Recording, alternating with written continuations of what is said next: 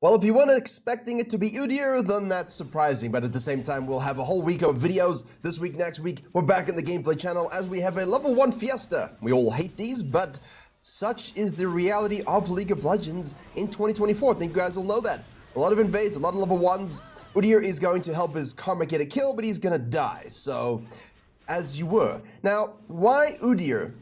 Why has he been proclaimed as the most broken jungler on this new patch with new items? Well, first and foremost, most champions, we'll skip ahead here, most champions had their items nerfed in some capacity, right? Either through cost or loss of AD or straight up loss of statistics like haste and things like that. UDYR, while he may have lost 20 AP on his Liandry's for this hybrid tank build, also had his Deadman's buffed, and of course the Jack Show third, really good. They buffed the HP there even if the resistances went down. So overall, in a meta, in a reality where people are going to be doing less damage over longer periods of time in order to actually have those long duration fights, UDYR thrives already in those kinds of realities, and now his items make him unkillable. So he'll do a little bit less damage on Liandry's, but you know, with the Deadman's, which was buffed, more HP, and your sort of Abyssal Mask, which is still great, even though the cost was nerfed, still great, he is really sitting in a much better spot than most champions in most classes.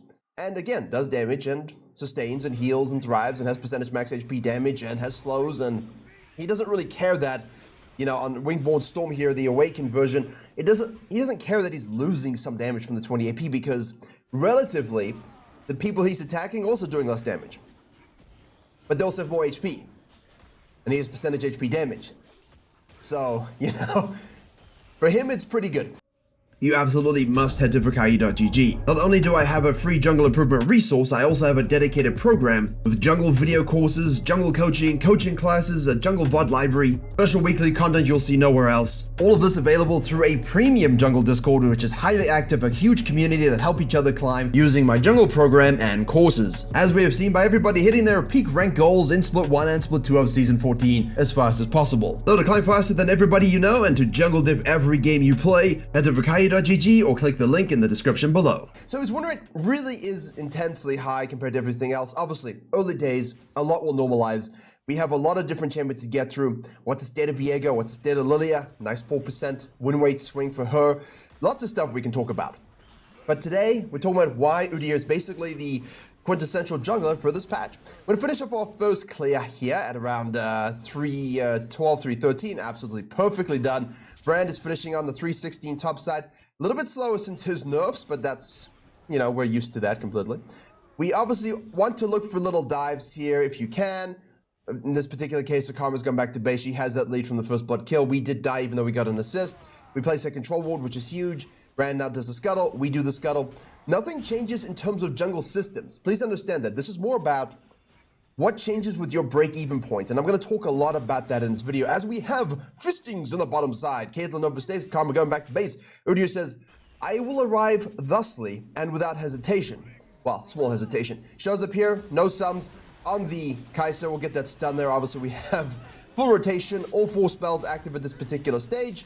The biggest thing about UDYR that's interesting, that most people struggle with, is knowing the spell awaken usage. Now that's kind of like with Rengar, right? When to use empowered Ebola, W for cleanse, Q for the damage. Same kind of thing with the UDYR there. To survive with an empowered W, to use your Wingborn Storm to trail and do extra damage, to have that unstoppable E, to have the double mega damage on the max HP for this one right here, which is still a lot of money in terms of raw stats that he dishes out. And again, this is pretty big. See, max HP damage there. And obviously here you've got the slow and max HP damage here on the Awakened Wingborn Storm. So in a meta where fighters and tanks have more HP, you don't need to buy anything to have it. So overall, also you would have noticed, just to interject, the UDYR plan is starting top side, so the single target camps do better with that Q beginning instead of R. And if you want to start down here, that R beginning, that's what you want to go, right? Obviously, we went to fight, so didn't really get to see that. The top lane is a Warwick versus a Vayne. That's an experience. But yes, the biggest thing for me, for all of us here, all players of all champions, your 1 item spike might have been nerfed a little bit. Your 2 item spike in isolation might have been nerfed a little bit. But your 3 item spike is still going to be good. The synergy between multiple items is always going to be effective. For example, Hecarim's win rate is abysmal. He looks absolutely trash. As we have Nautilus roaming mid lane on the way with the Yone. That's a 530 wave there. So in theory, in perfect worlds, we're looking at a level 6, almost level 3 on the level 3 on the Nautilus Awakened Wingborn Storm going forth, following him through. There's a 6 on the way, as we said, and that's a dead Yone with 2 kills on the UDYR. Now, do you feel, obviously Haunted Guise hasn't changed here, but do you feel like he lacks any damage in the particular scenario? I don't think he does. Brand obviously now is on the top side, so he will get Pry on the grubs. Let's see if Warwick wants to do anything about that. We choose to focus on the dragon here. It's mountain. It's good. Biggest thing about the jungle systems, all right? Don't be afraid to cut in on your second clear. This was a second full clear. Please, the biggest thing at the moment is death timers. We haven't spoken since those death timer nerfs. The death timer nerfs means that death comes at a cost. Denial and counter jungling, denial of minions, denial on all that stuff. So don't be afraid to cut in, make the 2v2 play, cut down for the objective, all right? Then you can fall back here. Yeah, it ruins your sequencing a little bit, but those are the plays we need to make. Now, Hecarim's win rate looks terrible, right? Eclipse was nerfed. Good. Disgusting item. What does he go? The Zeke's Convergence, also nerfed a little bit. And then obviously the Sun and Sky, also nerfed, right? So these kinds of items, in isolation, look worse. But when you combine them, they still have a great, whoa, we face check a brush. I think this, obviously, this is what we would call W's coming up. W's coming up in case we need it, we don't. There's Warwick rotating over. We'll get back to the story in a second. There's a Q through combo and a chomp. So here, when you know that the brand has done the grubbies and you go through this way and you see the Yone walk into the fog of war bush, it's a bait. Now, we did get baited. And that's fine, as long as you survive. That's what UDYR is pretty damn good at, so you can play a little bit more free. The Hui can't, he just dies. Now, that being said about the itemization with the single items being a little bit nerfed, what might change, for example, for AP damage doers, is, you know, like, you might have to shift the order around, like Blackfire Torch instead of Landry's. We'll talk about that in another video. But for UDYR, as you can see, early on here, sequencing is still good, objective control is still good, fighting is still good, you still rush this item and snowball it, can have a measure as if you want. Brand is just going to farm it up here, he's a little bit compromised. And that's about it, right? Your jungle theory doesn't change. Am I pathing up or down? So in this case, we path down, we snack away this right here, and we give up the grubs. Do you want the grubs or not? Like, Warwick is not really going to get a lot of alone time on these plates, right? And Hui's not really going to punish these plates either. Caitlyn definitely will, so I would want grubs for her. But if I'm looking at the lanes and I'm like, I don't really want to force it, and I prefer the Mountain Dragon, then do that, right? It's okay to give up grubs and then focus on Dragon Soul. Really something you can do. Just understand the downside to giving up those grubs and what that means for your macro later on. And obviously in this particular case, they need to deny Caitlyn the grubs more than you need the grubs, so you can kind of use that against them. Kai'Sa out of position. We finish off our full clear here, and now we should have enough to begin to run into the next item. So, what are we looking at overall? Well, it's not a tank meta, I'll tell you that much, but hasn't been a tank meta for a very long time, despite what people want to tell you in lower elos, not a thing. Really, fighters dominate this game. Fighters and assassins and ADCs have been dominating for a while. Mostly fighters and assassins interchange with their items as well. Like, we've had this over mythics as well. So for tanks, you are going to be tankier relative to everything else, so that's good. Like, I played a few games already. The damage, you notice the drop off a bit, but as a tank, you notice, oh, I actually get to tank stuff now. This is what UDYR wants to do, but he also does a ridiculous amount of damage here. Obviously, we have Awaken available to us should we want to use it. There's the R again. Trail, get the stun through. That should follow up nicely, which it does. We're going to go onto the Kai'Sa now. She's going to ult, and then we should, in theory, die. We did use our W, but it won't be enough. That's okay to go a little bit aggressive there. I mean, it's placements. It's first season. It's first week of the new split. Final split of season 14. I don't want to say limit test because I hate the term, but don't be afraid to test these items. You're only going to know what you can do and cannot do with this shift by actually trying. Don't grief games, but here's a great opportunity. Hey, people out of position. I got Leandries. Let's go, right? So, the loss of movement speed on Deadman's, that does suck a little bit, but this is not a champion that really needed that movement speed. So, the bonus HP that we get, we do like. So while UDYR overall, his damage profile will be down compared to, say, yesterday or in the previous patch, his survivability is so much more. So, like, damage done, survivability. Damage nerfed, survivability, right? It's a big shift because of the HP buffs, even if resistances are a little bit shift. That's why Jack Show's so good on him third as well. The Jack Show build is a ridiculous one. I might put that in the thumbnail just for the win rate because it really is good, but Abyssal Mask third or second isn't really way off. So if you focus on that first dragon and you give up the grubs, I like this a little bit. We do our grump here, we've got a level up, we got level 8, we clear the ward, we see if we can do anything top lane. No, alright, we create some prior with the pressure, and then we can fall back down here to the grubbies. Obviously, Brand is not going to be in the bottom side, and this is where jungling gets interesting, alright? It's a little bit mundane at this particular stage, but it's rhythmic, right? It's a rhythmic moment. Do I counter jungle if this is available through my tracking and dive top lane? Can I do that? Maybe get some plates. Do I then just decide maybe I don't deal with that because I'm not tracking him and I don't really care. Fall back to my camps and try and protect against counter jungling. Brand, obviously, we saw move, so that will be the thing we kind of want to do there. That's a dead Caitlyn. I mean, we are used to that. And UDYR now can sequence all the way down and match for the dragon pool.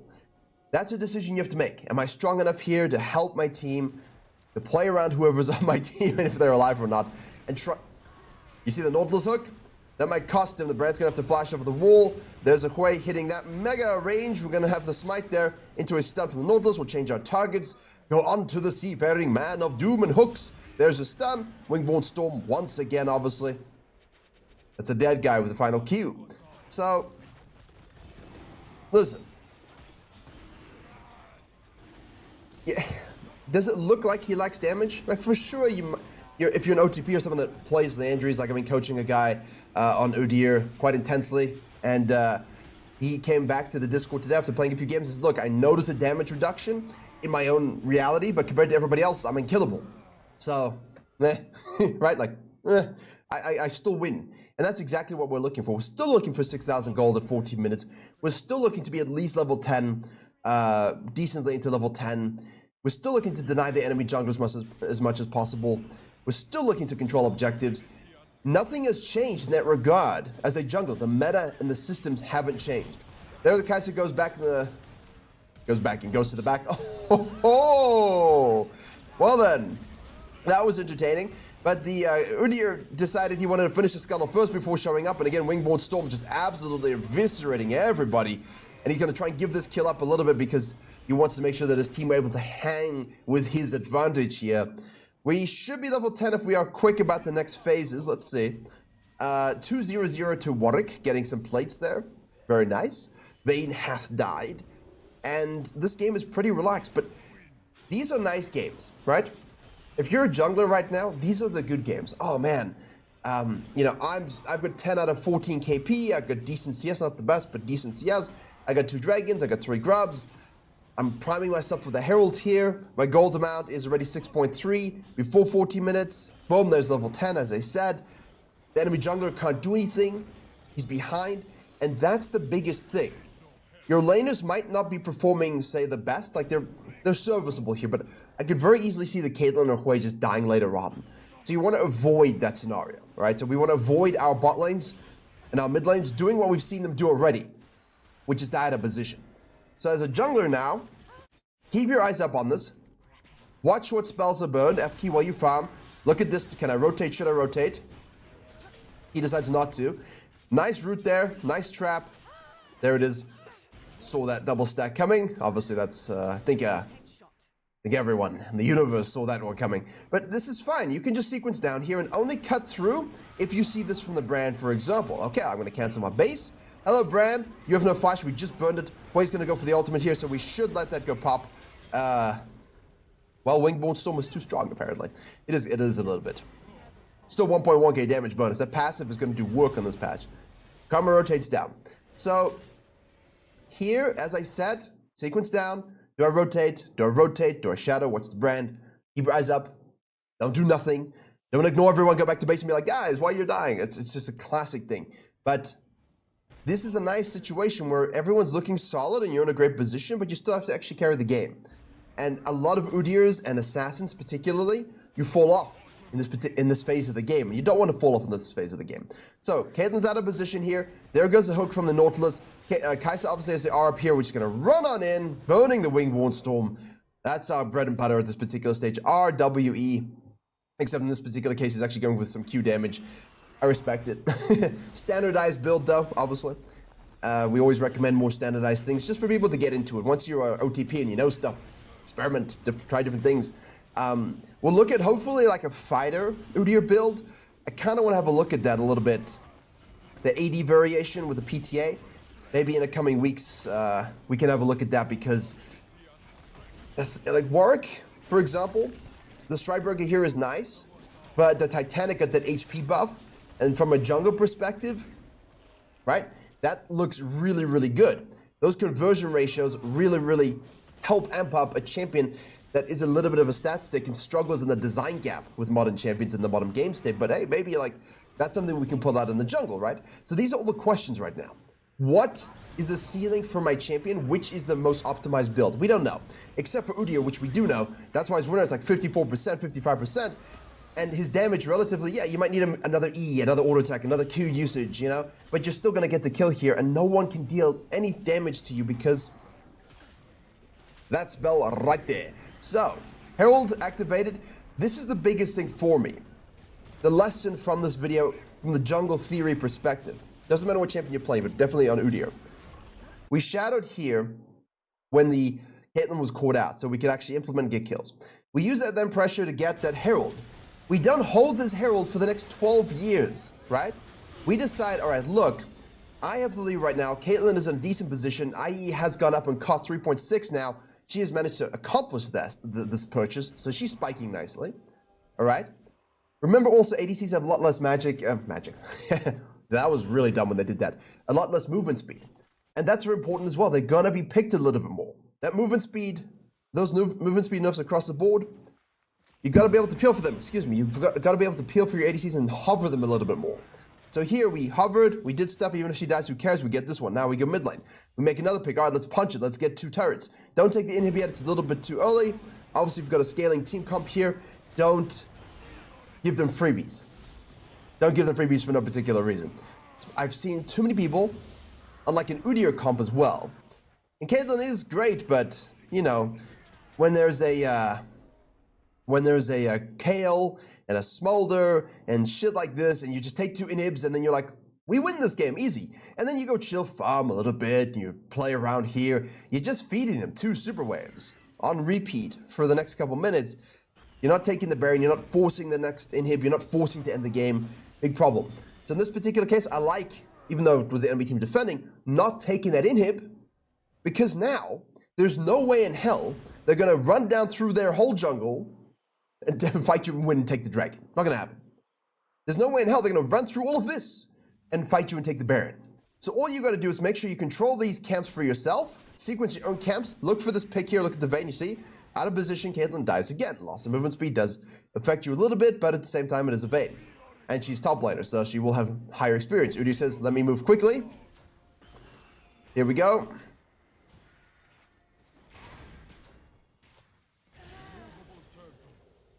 It's good to play with your food. And when your food is an ADC top lane, always play with it, because they should be disincentivized from picking that nonsense. Huge. Again, we left the jungle, we made the pick. Cool, ADC is dead, but so's Vayne. I actually like these moments. These moments are pretty important because I think I've coached enough people where they don't know what to do here. It's okay to do nothing. Sometimes doing nothing is doing something. That's a very important thing. They physically, they physically can't do anything, right? Like, they can't do anything at all, and you don't have to force it, right? Like the Yona goes too deep and he dies. You're shadowing this a little bit, like looking, can I help you? We don't cross Mordor into the land of Scarface. Like crossed 3 different universes there. Use the Force, Captain Picard. Yeah, one of those moments. But yeah, don't cross into Mordor for no reason. You know, like, Hui wants to go back to base now. Caitlyn was dead. This guy's up here. You walk in here, you get gooned. You get killed. All right, that sucks, right? I don't get goon squatted. And now you throw, you give shutdown. So I love the fact that he's relaxed, took the kill, cleared down, had a look. They went to base. See, now they go here, obviously. We base now. And now we are basically full build. I would like to have the Magi's. Obviously, we don't in this particular game, but that's absolutely fine. A Deadman's plus Abyssal or a Jack Show. Beautiful. High win rates. More than most. And I used Hecarim as an example earlier, but the champion is wheezing.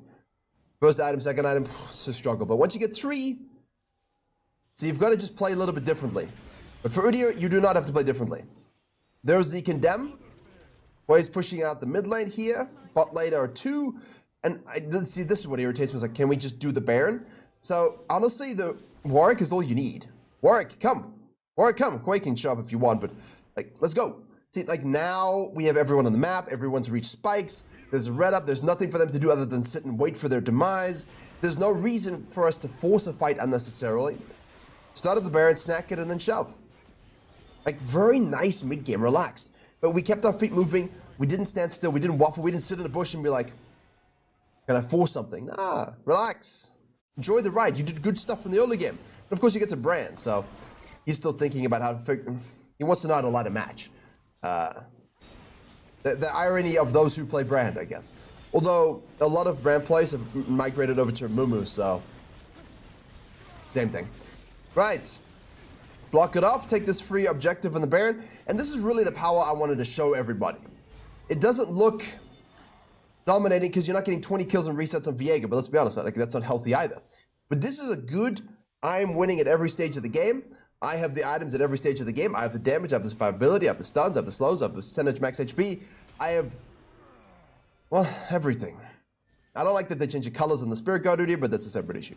Now, remember, you can still easily throw here. So, when people step out of position, pull the trigger, numbers advantage, go. You see Vayne top lane here. You're not too concerned about everybody else showing up. There's HP on the left, obviously. That's an assassination.